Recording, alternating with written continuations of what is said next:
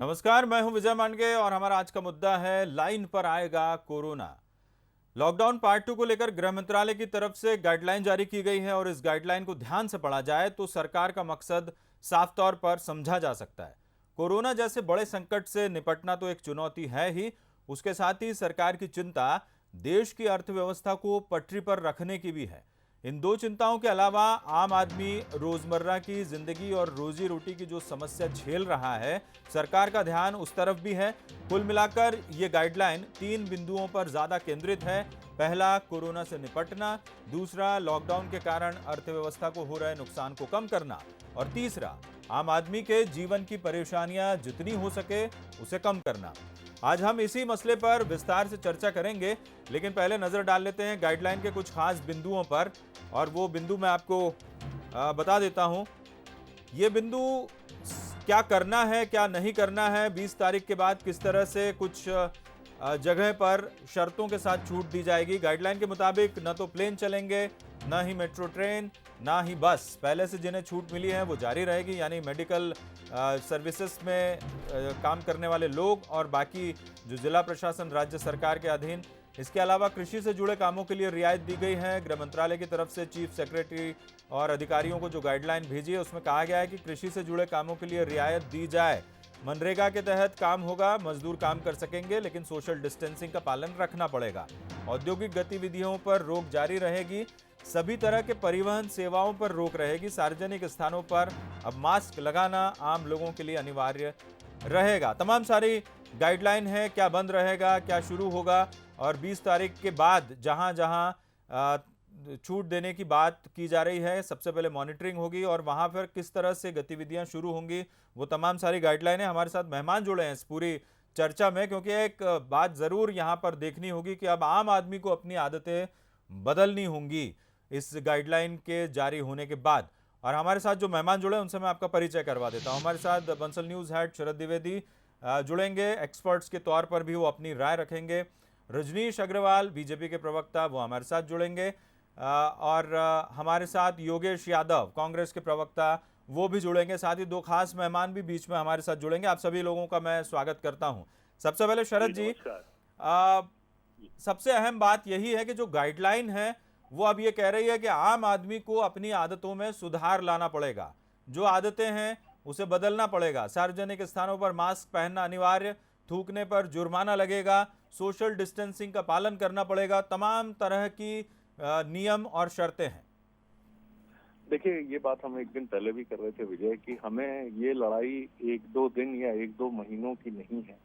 ये लड़ाई हमें तब तक लड़नी है जब तक कोरोना के खिलाफ कोई स्थायी उपचार की पद्धति सामने नहीं आती है। जो वैक्सीन ही है जो समझ में आता है, या कोई ऐसी मेडिसिन हो जो रिफॉर्मिस्ट हो, जिस तरह से इसके पहले कुछ इस तरह की बीमारियां आई थी, तब तक इसका रिकरेंस होने की संभावना से इनकार नहीं किया जा सकता। अभी तो एक खबर ये भी आई थी कि दक्षिण कोरिया में 100 से ज्यादा लोगों को जो कोरोना पेशेंट थे ठीक हुए, उन्हें फिर कोरोना हुआ। तो ये लड़ाई अभी जारी रहेगी और भारत ही की नहीं, पूरी दुनिया की ये लड़ाई जारी रहेगी। और इस लड़ाई के लिए हमें डिसिप्लिन्ड होना पड़ेगा, क्योंकि जब जिस दिन से शर्तों के साथ या पूरी तरह सरकार अलाउ करेगी कि लॉकडाउन अब खत्म है, उस दिन के बाद असली जो जिम्मेदारी है वो जनता के ऊपर है। और हमें बहुत सतर्क रहना होगा। सोशल डिस्टेंसिंग को लेकर, हमें मास्क को लेकर सतर्क रहना होगा, हमें अपने शरीर को लेकर सतर्क रहना होगा, हमें उन तमाम चीजों को। और सबसे महत्वपूर्ण बात यह है कि हमारे माध्यम से अगर हम कहीं से किसी भी रूप में इन्फेक्टेड हैं, हो सकता है वो साधारण सर्दी जुकाम भी हो, जी, लेकिन एक पैनिक मोड क्रिएट हो ही जाता है। तो उससे बचने का तरीका यही है कि हमें ढेर सारी सावधानियों को अपनी पीठ पर अब लेकर चलना है। बिल्कुल सही कहा आपने। और ढेर सारी सावधानियों के साथ खुद का ख्याल, दूसरों का ख्याल और समाज में जितने लोग हैं उन सब का ख्याल, अब एक बहुत बड़ी जिम्मेदारी आम आदमी पर है। रजनीश जी, आप कैसे देखते हैं? आप एक राजनीतिक क्षेत्र में तो काम करते हैं, सामाजिक क्षेत्र भी हम देख लें, इतनी जल्दी ये तमाम सारी आदतें भारत के लोगों की बदलने में वक्त लगेगा, ये सभी लोग मानते हैं, लेकिन बदलना तो पड़ेगा साहब। देखिए, देखिए, बिल्कुल बदलना पड़ेगा, बदलना ही होगा। और बदलने के लिए कोई हमें अलग से कुछ नए नियम लागू नहीं करना है। हमारे शाश्वत सनातन जो नियम है, स्वच्छता को लेकर नियम है, हमारे अपनी देखभाल को लेकर नियम है, हमारे खाने पीने को लेकर मर्यादाएं हैं, उनका हमें पालन करना है। हमें जो सोशल डिस्टेंसिंग की बात बताई जा रही है उसका पालन करना है। मैं कई सारी बातें बता सकता हूं। मुझे लगता है आज के संदर्भ में मैं उपयुक्त व्यक्ति नहीं हूं कि आपके चैनल पर उनको गिनाऊं एक एक करके, लेकिन कुल मिलाकर संयम, मर्यादा, अनुशासन, उसको अलग अलग तौर पर आप कह सकते हैं, खान पान, रहन सहन, बोलचाल, व्यवहार, तमाम प्रकार से। क्योंकि ये रोग महज शरीर को बीमार करने वाला नहीं, ये जिसके कारण पूरी अर्थव्यवस्था पर, सामाजिक कंपोजिशन, सोशल कंपोजिशन पर जिस प्रकार का पूरा अपना परिवर्तन देखने में आ रहा है, उसके कारण हमें अपने ऊपर संयम, मर्यादा बिल्कुल लागू करना होगी। और हर बार एक जो बात होती है, अपनी कमियों का बिल दूसरों के नाम पर फाड़ना, गलती मेरी, मैं बिल फाड़ूं दूसरे के नाम पर, तो इससे समाज नहीं चलता। ये 100 100 अनुशासित, 100 संयमित समाज है। और मुझे लगता है कि उसी के कारण आज भारत, चीन जो आर्थिक महाशक्ति बनने की ओर तेजी के साथ में बढ़ रहा था, इटली जिसने मध्य युग में पूरे ये यूरोप पर कब्जा किया था, जो रोम कहा करते थे कि एक दिन में ये सभ्यता नहीं बनी, हफ्ते भर में निपटते लोगों ने देखा है। वो अमेरिका जो दुनिया में दादागिरी करता था, पूरी दुनिया में अपनी प्रभुत्व जमाने की कोशिश करता था, वहां मौतों की संख्या 3 अंकों में है। वो ब्रिटेन जिसके साम्राज्य में कभी सूर्य का अस्त नहीं होता था। और वही भारत संयम, अनुशासन, आत्म निवेदन के माध्यम से आगे बढ़ रहा है। हम निपट रहे हैं, कुछ अवरोध आ रहे हैं, कुछ परेशानियां हैं, लेकिन उसके बावजूद भी आगे बढ़ रहे हैं। सवाल है सकारात्मक भाव का, सवाल है आत्मविश्वास, आत्मबल का, सवाल है हमारी जो सोच समझ है उस पर आगे बढ़ने का। और हम बढ़ेंगे, जीतेंगे। बिल्कुल आपने सही कहा कि हम कर रहे हैं और हमने एक अच्छा उदाहरण भी पेश किया है। 130 करोड़ लोग और उसमें से 100 करोड़ से ज़्यादा लोग अभी घरों में बंद हैं, 3 मई तक बंद रहेंगे। लेकिन योगेश जी, मेरा सवाल है कि चलिए हम बहुत संयमित हैं, अनुशासित हैं, लेकिन लॉकडाउन खुलने के बाद कुछ स्थानों पर जब रियायत मिलेगी, सोशल डिस्टेंसिंग का हमें पालन करना पड़ेगा। एक जो हमारी कुछ आदतों में शामिल है कि जहाँ कहीं कुछ लाइन लगाकर काम करने की ज़रूरत होती है, तो हम ये चाहते हैं, हमारे कुछ लोग हैं, मैं सबकी बात नहीं करूँगा, कुछ लोग पहले पाने की स्थिति में उस अनुशासन को भंग करते हैं। कुछ ऐसी सामाजिक गतिविधियां हैं जिसमें बहुत सारे लोग जुड़ते हैं, सांस्कृतिक गतिविधियां होती है, गणपति उत्सव, ये तमाम। अब मुझे नहीं लगता कि ये मई के बाद जो है हमें बहुत महीनों तक, कई दिनों तक, जैसा कि शरद जी ने भी जिक्र किया कि जब तक कोई वैक्सीनेशन या फिर कुछ ऐसी रेमेडी नहीं आ जाती, तब तक हमें ये तमाम सारे नियम पालन करने पड़ेंगे। उत्सव हमारे नहीं हो पाएंगे, भारत एक उत्सव धर्मी देश है। ये सारी चीज़ें, शादियों में आप ज़्यादा लोग इकट्ठा नहीं कर सकते, अंतिम संस्कार में 20 से ज़्यादा लोग इकट्ठे नहीं हो पाएंगे। तो फिर ये जो हमारे रीति रिवाज और ये तमाम सारी चीज़ें हैं, क्या इससे पार पाना थोड़ा सा मुश्किल है, या फिर ये भी हम कर लेंगे, हम भारत के लोग? क्या देखते हैं? देखिए, सबसे पहले तो मैं शरद जी की इस बात से पूर्णतः सहमत हूं, जो उन्होंने ये इस बात की संभावना जताई है कि जब तक हम इसका टीका, इसकी अंतिम खोज, इसका समाधान नहीं खोजते हैं, तब तक इस समस्या का समाधान नहीं है। हम समस्या को बंधित कर रहे हैं, उसको रोक रहे हैं, और उसके रोकने के प्रयास में मैं पूर्ण रूप से इस बारे में सहमत हूं कि लॉकडाउन की जो प्रक्रिया चल रही है, जो 3 मई तक इसको बढ़ाई गई है, उससे हम सब सहमत हैं और ये आत्म अनुशासन के लिए बहुत जरूरी है। उसके अलावा जो ड्यूटीज होती है, मोरल ड्यूटीज है हमारी अपनी लाइफ की, हमारे स्वयं के प्रति, अपने परिवार के प्रति, प्रदेश के प्रति, देश के प्रति, हम इसके प्रति जागरूक हैं और इसका पालन हर भारत के नागरिक को किया जाना चाहिए। मैं पूर्ण रूप से इससे सहमत हूँ, लेकिन कहीं कहीं मन के अंदर ये विचार जरूर कौंधता है कि कहीं हम थोड़ी सी वैज्ञानिकता, थोड़ी सी तकनीकी प्रणाली का उपयोग कर लेते तो शायद स्थिति और भी बेहतर होती है। निश्चय ही हम सर्वश्रेष्ठ हैं अभी विश्व में, अन्य यूरोपीय कंट्रीज की तुलना में भारत का प्रदर्शन ये 21 दिनों में सर्वश्रेष्ठ रहा है। लेकिन जो ये आपाधापी का जो वातावरण निर्मित हुआ, थोड़ा सा भी, कल माननीय प्रधानमंत्री जी के संबोधन में 3 मई के लॉकडाउन की पहले घोषणा की, उस घोषणा के पूर्व यदि प्रधानमंत्री जी के वक्तव्य में यह कहा जाता कि हम इन छूटों को, इन वैधताओं को प्रदान करने की कोशिश कर रहे हैं, तो ये बात निश्चित होती कि जो आज बांद्रा में भगदड़ हुई, जो अहमदाबाद में भगदड़ हुई, वो भगदड़ नहीं हो पाती। ये एक कारण रहा। अब मेरे लिए ये कहना बहुत प्रासंगिक होगा कि मध्य प्रदेश के संदर्भ में भी एक टिप्पणी करना बहुत जरूरी रहेगा कि क्या हुआ है कि मध्य प्रदेश के साथ एक दोहरी दुर्घटना हो गई।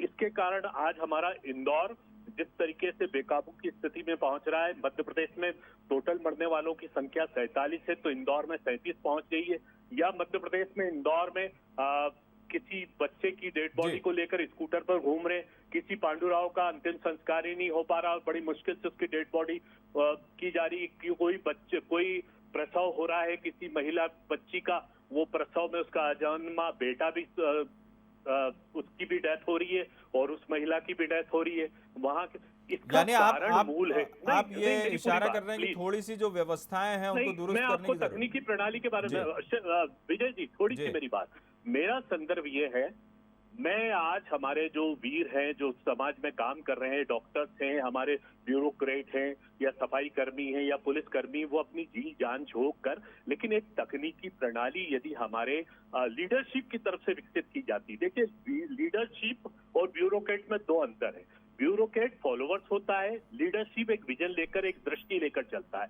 आज दुर्भाग्य इस मध्य प्रदेश का कि मध्य प्रदेश में स्वास्थ्य मंत्री नहीं है, मतलब आपका विजन ही नहीं है, आपकी एक दृष्टि नहीं। इंदौर की जो आपाधापी के पीछे का कारण है, आज अधिकारी काम कर रहे हैं, दिन रात मेहनत कर रहे हैं, लेकिन उनकी भी अपनी सीमाएं, वो भी मनुष्य है।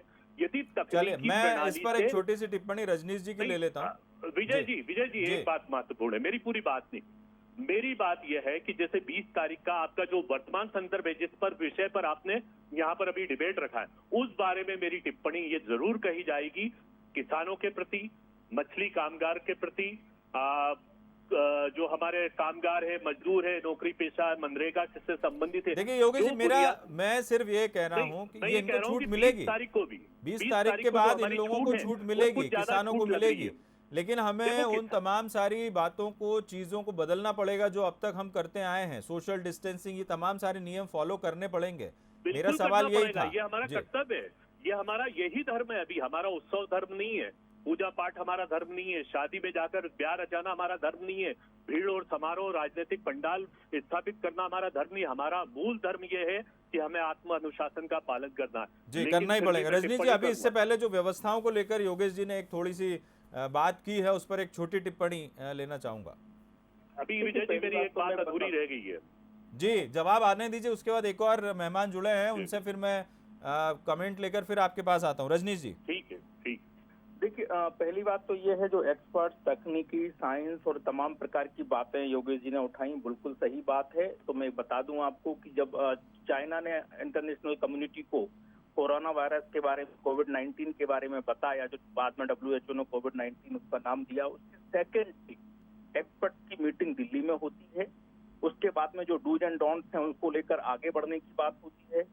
फिर इनको सतत वैज्ञानिक कैसे जो इससे जुड़े हुए हैं, चाहे वो वायरस के जानकार डॉक्टर्स हों, चाहे तमाम प्रकार के दूसरे एक्सपर्ट हों, उनको लेकर कमेटीज बनाई जाती हैं। इस वायरस का प्रसार का गणित क्या है, इस वायरस को लेकर कौन सी दवाइयों के पुनर्उद्देश्य को परिभाषित करना है, और इसको लेकर जो तमाम प्रकार के दूसरे उपाय करना है इस कोविड-19 को लेकर, वो क्या क्या हो सकते हैं, चाहे वो टेस्टिंग किट को लेकर हो, चाहे वैक्सीन को लेकर हो। इन 3 मामलों में वैज्ञानिक सलाहकार जो प्रधानमंत्री जी के होते हैं, देश के होते हैं, उनके लीडरशिप में कमेटी बन के लगातार काम हो रहा है। इसलिए केवल लॉकडाउन, प्रधानमंत्री जी को रात में सपना आया और सुबह लगा दिया, ऐसा नहीं होता।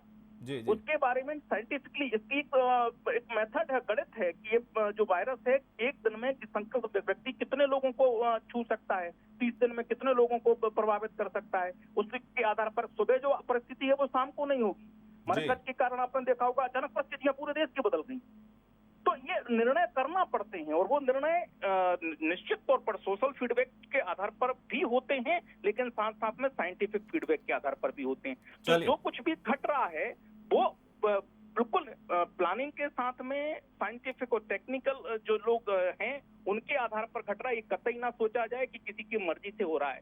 गरीबों की, मनरेगा मजदूरों की, किसानों की, हर एक बात की सोच समझ आज के परिवेश में तमाम प्रकार की सीमित जो मर्यादाएं हैं उसको लेकर की गई हैं, और मुझे लगता है कि करना लाजमी था। और वो उसके साथ में आपने देखा होगा जो गाइडलाइन है उसमें स्पष्ट उल्लेख है। एक जरा जिक्र उन्होंने बांद्रा का, गुजरात का किया। देखिए 30 तारीख तक का सबको पता है, मुझे लगता नहीं दोहराने की जरूरत है। वो महाराष्ट्र सरकार खुद कर चुकी थी लॉकडाउन बढ़ाने की घोषणा, प्रधानमंत्री जी के बोलने के पहले कर चुकी थी, और वहाँ का मामला किस प्रकार का है पूरा मीडिया के बिल्कुल माध्यम से लोग देख रहे हैं, मुझे लगता नहीं दोहराने की। बिल्कुल। और हमारे साथ डॉक्टर विजय अग्रवाल हैं, मैनेजमेंट गुरु हैं, वो फोन लाइन से जुड़े हैं, उनसे भी एक छोटी सी मैं कमेंट लेना चाहूँगा। डॉक्टर अग्रवाल, बहुत स्वागत है। और मेरा सवाल यही है, चूंकि आप एक मैनेजमेंट गुरु हैं और जिस तरह से पूरी गाइडलाइन जारी हुई है, आपको क्या लगता है कि अब इस पर मॉनिटरिंग की सख्त ज़रूरत है एक ब्यूरोक्रेट्स की तरफ से? क्योंकि यदि लोगों को रियायत दी गई है, लोगों को समझाइश भी दी गई है, गाइडलाइन भी दी गई, लेकिन हमने देखा कि अभी भी लॉकडाउन होने के बाद भी कुछ लोग तफरीह करने निकल रहे हैं, पुलिस समझाने की कोशिश कर रही है और उनसे उठक बैठक भी लगवाई जा रही है, लॉकडाउन तोड़ रहे हैं। ये तमाम सारे वाक़ये, तमाम सारी तस्वीरें ज़रूर सामने आएगी। एक मॉनिटरिंग सिस्टम, सख्त मॉनिटरिंग सिस्टम भी यहाँ पर होने की ज़रूरत है, ताकि फिर ये जो लॉकडाउन हम यदि रियायत या छूट दे रहे हैं तो उसमें फिर ऐसी बात ना हो जाए जो कोरोना को और ज़्यादा संक्रमित होने में, आगे बढ़ने में मददगार साबित हो। कैसे देखते हैं आप? देखिए, अभी जो 20 तारीख के बाद की जो स्थिति के लिए गाइडलाइंस दी गई हैं, उसे मुझे लगता है कि थोड़ा सा इस साइंटिफिक तरीके से देखना चाहिए कि सीधे सीधे दो भागों में उसको डिवाइड कर दिया गया, हॉट स्पॉट और जो नॉन हॉट स्पॉट है, और फिर जो ग्रीन जोन है जी। अब आप देखें कि सारा जो अब जो कंसंट्रेशन होगा प्रशासन का, वो डेफिनेटली हॉट स्पॉट पर होगा। सेकेंडरी में जो नॉन हॉट स्पॉट है कि वो बहुत ज्यादा न फैले। तो हॉट स्पॉट में पूरे 170 जिले आइडेंटिफाई किए गए हैं जी। तो बट नेचुरल है कि जो स्टेट गवर्नमेंट है, उनके पास जो अपना अमला है, अधिकारियों का और कार्यकर्ताओं का जो समूह है, वो अब 170 जिले पूरे देश के संदर्भ में वहां वो फोकस करेंगे, अपने अपने स्टेट में अपने अपने जिले पर फोकस करेंगे। तो जो प्रशासन की जो शक्ति है, जो क्षमता है और यहाँ तक कि जो संसाधन है, उनको बहुत ही फोकस्ड तरीके से इस्तेमाल करने की स्थिति आएगी, तो इसका एक अच्छा प्रभाव पड़ेगा। दूसरा ये है कि जो दूसरे क्षेत्रों में जहां पर ये एक्टिविटीज शुरू की गई हैं, वो ग्रामीण क्षेत्र एक तो ज्यादा है, चलिए थैंक्स गॉड कि वहां बहुत ज्यादा संक्रमण नहीं है, लेकिन वहां भी जो मॉनिटरिंग की बात आप कर रहे हैं, अब वहां की मॉनिटरिंग करना थोड़ा सा कठिन जरूर है, लेकिन मुझे लगता है कि क्योंकि पिछले 21 दिनों से जो लॉकडाउन की जो स्थिति चल रही है, तो लोग थोड़े से अभ्यस्त भी हो गए हैं, इसके बारे में जानकारी भी हो गई है। तो वहाँ हमारी जो लोकल बॉडीज हैं, चाहे वो पंचायत हों या एनजीओज हों, वो डेफिनेटली इस लॉकडाउन की सिचुएशन को अनुशासित करने में, बनाए रखने में अपनी भूमिका निभाएंगे ही निभाएंगे। तो ऐसा नहीं लगता कि मुझे कि कोई बहुत ज्यादा इससे अनुशासनहीनता की स्थिति आएगी। अब देखिए, छुटपुट कुछ घटनाएं तो होती ही रहती हैं। अब उनको तो भारत जैसे इतने विशाल देश में जहां जनसंख्या इतनी ज्यादा है, लेकिन आपको ये भी महसूस होता है कि अब एक आम आदमी की जो आदतें हैं उसको उसमें बदलाव करना पड़ेगा और बदलना ही पड़ेगा, क्योंकि अब स्थितियां ऐसी है? नहीं, डेफिनेटली देखिए कि जो 21 दिन में मैं समझता हूँ अपने से लेकर के और दूसरों की स्थितियों को देखते हुए कि उनके जो स्वभाव है, उनकी जो आदतें हैं, उनमें काफी बदलाव आया है और इसकी जो गंभीरता है उसको वो महसूस भी कर रहे हैं जी। मुझे ऐसा लगता है। तो अब ये देखिए, आपकी जो अभी जो गाइडलाइंस आई हैं उसमें 21 दिन तक वो सरवाइव कर गए, लेकिन जो दूसरी जरूरतें हैं उन जरूरतों का बहुत ध्यान रखा गया है। प्लम्बर आपके घर आ जाएगा, गर्मी के दिन शुरू हो गए हैं, इलेक्ट्रिशियन आपके घर आ जाएगा, इस तरह की एक्टिविटीज को उन्होंने अनुमति दी है। इसका मतलब है कि उनके अंदर जो एक दबाव बन रहा होगा, खासकर अपनी व्यवस्थाओं को लेकर के, अपनी जरूरतों को लेकर के, तो वहां भी एक छोटी सी खिड़की ही सही लेकिन खोल दी है कि ठीक है, आप इंतजाम कर सकते हैं। किराना की थोड़ी दुकानें खुलने लगेंगी, थोड़े से ठेले वगैरह भी चलने लगेंगे। तो मॉब जो है, जहाँ सबसे ज्यादा गैदरिंग होती है, उन सबको डेफिनेटली उन्होंने रोक करके रखा है। और चूंकि बड़ी गैदरिंग नहीं हो पाएगी, तो जो छोटी गैदरिंग है उनसे बहुत ज्यादा मुझे नहीं लगता कि फर्क पड़ेगा। हॉट स्पॉट को आप पूरी तरह से ब्लॉक कर देंगे, आप ये भी देखते हैं डॉक्टर अग्रवाल, आप ये भी देखते हैं कि अब आदतें तो बदलेंगी, साथ ही हमारी व्यवस्थाओं में भी बदलाव आने वाले दिनों में हम देखेंगे, चाहे वो सरकारी व्यवस्था हो या फिर निजी संस्थाओं की व्यवस्था हो, सब में व्यवस्थात्मक बदलाव बेहतर होगा, ऐसा देखते हैं आप? एक अलग नज़ारा देखने को मिलेगा? नहीं, मुझे लगता है कि डेफिनेटली मिलेगा, क्योंकि देखिए, जो अगर हम विश्व इतिहास पर नजर डालें तो इससे पहले जो इस तरह की घटनाएं हुई, आज यूरोप जो इतना डेवलप्ड कंट्री कहलाता है, अगर आप 18वीं शताब्दी के उस यूरोप को देखें, यहाँ तक कि 19वीं शताब्दी के यूरोप को, तो पता लगेगा कि वहाँ जब इस तरह की महामारी की स्थितियां आई थी तो इसके बाद वहाँ साफ सफाई पर और सिस्टम पर बहुत ज्यादा ध्यान दिया गया। जी। तो भारत में भी डेफिनेटली अभी दुर्भाग्यजनक स्थिति है, दुखद स्थितियां घटित हो रही हैं। लेकिन बाद में इसके खत्म हो जाने के बाद, इससे उबरने के बाद लोगों में एक चेतना आएगी, सतर्कता को लेकर के, स्वास्थ्य को लेकर के, साफ सफाई को लेकर के। हो सकता है कि थोड़ा सा सोशल डिस्टेंसिंग को भी उस रूप में लेने लगे, और मुझे लगता है कि सरकारी नीतियों के स्तर पर भी कुछ परिवर्तन डेफिनेटली आएगा। खासकर अगर आप देखें कि इस पूरे के पूरे सिस्टम में जो राष्ट्रीय आपदा प्रबंधन अधिनियम जो हमारा है कानून, उसमें जो ऑर्गेनाइजेशनल सेटअप बनाया गया है, जी। मैं देख रहा हूँ कि वो बहुत ही अद्भुत तरीके से काम कर रहा है। सेंट्रल गवर्नमेंट के लेवल पर है, इसके बाद फिर स्टेट लेवल पर है, इसके बाद फिर डिस्ट्रिक्ट लेवल पर है, और यहाँ तक कि लोकल जो सेल्फ गवर्नमेंट है वहां तक के ऑर्गेनाइजेशन की बात उस कानून में कही गई है। जी। और ये बहुत अद्भुत तरीके से इस पूरे के पूरे सिस्टम में एक्टिव होकर के काम कर रहे हैं, और मुझे लगता है कि इसकी सफलता का बहुत बड़ा श्रेय इस संगठन को दिया जाना चाहिए कि जैसे ही राष्ट्रीय आपदा घोषित हुई वैसे ही ये पूरी तरह से एक्टिव हो गए।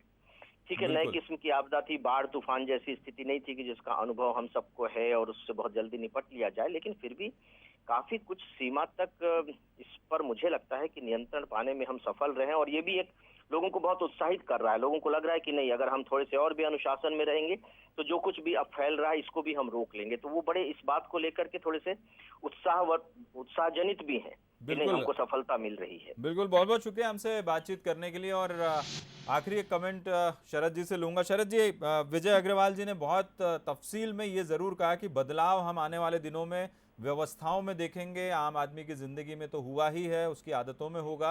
और दूसरा, जिस तरीके से इस पूरे मसले को टैकल किया है सरकारी स्तर पर, ये क्योंकि नया मसला था भारत जैसे देश के लिए, पहले ऐसी कोई घटना हुई नहीं है, पहले बहुत होती रही, लेकिन अब नए 21वीं सदी में हमने ये देखा कि एक बहुत अलग तरीके से इसे हैंडल भी किया है और बहुत तरीके से हैंडल किया है। तो बहुत कुछ बदलाव, बहुत कुछ हम देखेंगे आने वाले दिनों में। आप भी महसूस करते हैं? देखिए, यही सबसे बॉटम है जो इस त्रासदी से, अगर आप कहें कि उम्मीद की किरण क्या है, तो अब दुनिया वैसी नहीं रहेगी, भारत वैसा नहीं रहेगा, नहीं रह सकता है जैसा वो पहले था। इसने सबसे ध्यान हमारा ये खींचा है कि हमारा हेल्थ का इंफ्रास्ट्रक्चर क्या है पूरी दुनिया में, और सबसे महत्वपूर्ण बात की निजी और सरकारी क्षेत्र की जो स्वास्थ्य तंत्र है, निजी क्षेत्र के हॉस्पिटल और सरकारी हॉस्पिटल, इनके बीच में समन्वय कैसा है, क्या ये एक दूसरे को किस तरह के सपोर्ट सिस्टम के साथ ये सामने आते हैं। ये चीज हमने भारत में भी महसूस की कि इस सपोर्ट सिस्टम में कमी थी। इंदौर की जो बात योगेश जी कह रहे थे, उसमें भी ये बातें कही गई हैं। तो ये भारत को बहुत इस तरफ, अब एक हमें अपने हेल्थ सिस्टम की तरफ, और भारत के चिकित्सकों ने और भारतीय अस्पतालों ने, चाहे वो सरकारी हो निजी क्षेत्र के हों, कोरोना से लड़ने में काफी महत्वपूर्ण भूमिका निभाई है। और दुनिया में हम जानते हैं कि चाहे अमेरिका के हॉस्पिटल्स हों, उनका प्रबंधन भारतीय मूल के भारतवंशी चिकित्सकों के जरिए ही हो रहा है। चिकित्सा में हमारा बड़ा दुनिया में दबदबा है, लेकिन हमारे चिकित्सक बेबस कहाँ हो जाते हैं जब वो गवर्नमेंट सेक्टर में देखते हैं तो उनके पास इंफ्रास्ट्रक्चर के नाम पे कुछ भी नहीं होता।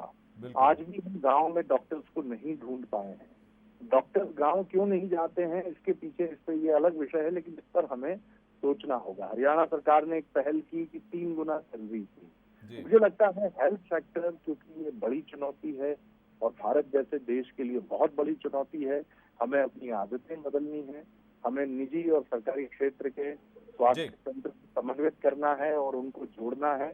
और इसी के साथ उस वर्ग को जिसके पास सुविधाएं नहीं है, जो एक छोटी सी अफवाह पर बांद्रा स्टेशन के पास हजारों की संख्या में एकत्रित हो जाता है, उसकी जरूरतों को भी समझना है और उसके लिए कुछ ऐसी व्यवस्था भी करनी है जो बहुत कठिन काम नहीं है, कि ऐसे लोगों को सुरक्षित उनके गृह गांव या गृह जिलों तक कैसे पहुंचाया जाए। बिल्कुल बिल्कुल सही कहा आपने। और बहुत कुछ बदलने वाला है इस लॉकडाउन के बाद और इस लॉकडाउन के दौरान भी, ये बिल्कुल सही बात है। और जिस तरह से गाइडलाइन जारी हुई है उसने एक साफ संकेत तो दिए हैं कि आपको बहुत अनुशासित रहना है, संयमित रहना है और उसके बाद भी जब आपको कुछ रियायतें मिलेंगी तब भी आपको बहुत संयम से रहना है, अनुशासन का प्रदर्शन करना है। बहुत बहुत शुक्रिया आप तीनों का इस पूरी चर्चा में जुड़ने के लिए। और सबसे अहम बात यही है, बॉटम ऑफ द लाइन जिसे हम कहें, कि बहुत कुछ बदलने वाला है। कोरोना महामारी के संकट से हम उबर जाएंगे, भारत बेहतर प्रदर्शन कर रहा है, लेकिन इसके बाद चुनौतियां बहुत सारी है। और जैसा हमारे मेहमानों ने जिक्र किया कि अब हमें व्यवस्थागत तरीके से भी देखना होगा कि हम कहाँ कमज़ोर हैं, उसे हम अपनी स्ट्रेंथ में बदलने की कोशिश करें, जो हमारी स्ट्रेंथ है उसे और आगे बढ़ाएं। बहुत कुछ बदलाव है। जाहिर तौर पर जब कोई ऐसी विपदा आती है तो वो कुछ बदलाव ज़रूर लाती है। बंसल न्यूज़ पर हमारी इस खास पेशकश में इतना ही, और खबरों का सिलसिला लगातार जारी है। मुझे दीजिए इजाज़त। नमस्कार।